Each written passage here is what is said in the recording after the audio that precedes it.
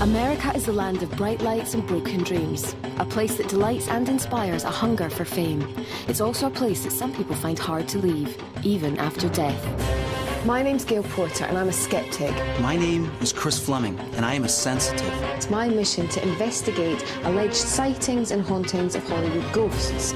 A sensitive can detect paranormal events beyond the range of the 5 senses. I wouldn't say I'm a non-believer, but I'm definitely a skeptic. Together, our mission is to investigate the dead famous.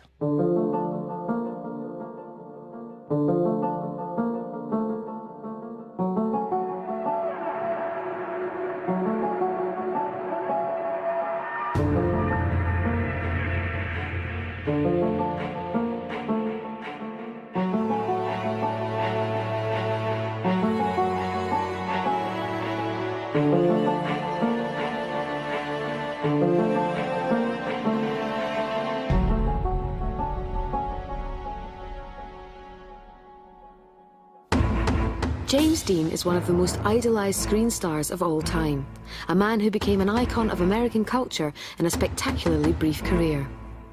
His fascination with fast cars was well known, and it would ultimately be the death of him. The drive to his tragic fate started here, in this street in Los Angeles, and finished just outside Paso Robles in California. But many believe that his journey didn't end there. Along with Marilyn and Elvis, James Dean was one of the most famous celebrity ghosts, reappearing in many forms and guises all across America. James Dean lived fast and died young. At 5:59 on September the 30th, 1955, Dean's Porsche Spider collided with another vehicle at the intersection of highways 46 and 41. He was 24 years old. His image lives on, but does his spirit?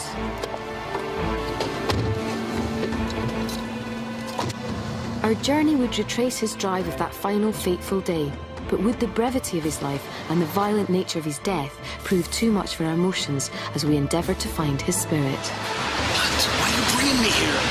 Don't do that. Stop being weird. Dean hit Hollywood in 1951. This famous rebel without a cause became a giant after just 3 films. It took Jimmy Dean just 4 years to become a huge star, but before he became a star, he was dead. On screen, Dean proved to be an enigmatic, brooding character. His trademark was the rebel with the vulnerable side. But who was the real James Dean? Who was the man that so many loved, yet lost? I began my investigation by tracking down one of his close friends in Hollywood, the actress Maila Nurmi.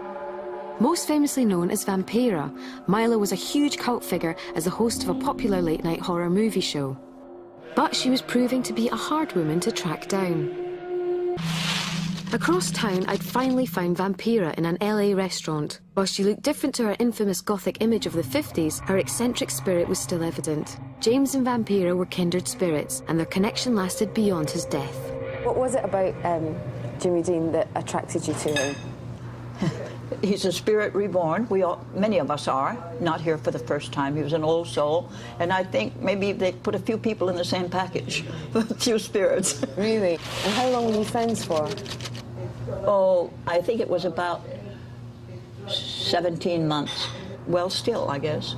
And where were you when you found out about the crash?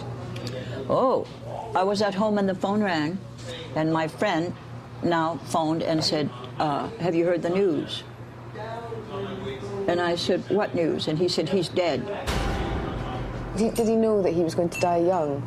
Well, we were walking on Hollywood Boulevard in early September 1955. And it said, extra, extra, and the extra said, Robert Francis is killed in a plane crash. And Jimmy said, that's the second one. They happen in 3s. I'm next. And he was next. People that were closest to Jimmy, almost all of them nearly died immediately afterward.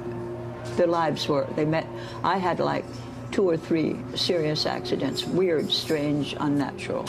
Well, we're driving along on this lovely sunny day, exquisite sky, and Jimmy was not yet buried, but he was dead. And I said to my friend, John, who was driving, Jimmy is up there with God, or hit in the rear like that, and skidded broadside into the oncoming traffic. And nothing hit us, surprisingly. So we limped over, now we were damaged, we limped over into the parking lot of Ciro's, and the car behind us that had hit us came in to make arrangements with our driver. That was Marlon Brando, who had hit us. And then when Marlon came out to compare notes with my driver and saw that it was me, he said, I smell death in my nostrils. He said that? He said, Marlon said, I smell death in my nostrils. Yeah. Has Jimmy contacted you since his death? He had told me when he was going to contact me that he would do it with fire, with lighting a white candle. But then suddenly I'd feel him and the ashtray would go up in flames. And I'd say, don't anybody touch the ashtray. It's going to go up in flames because Jimmy is here. And it would go up. Do you think that his spirit would be at peace now?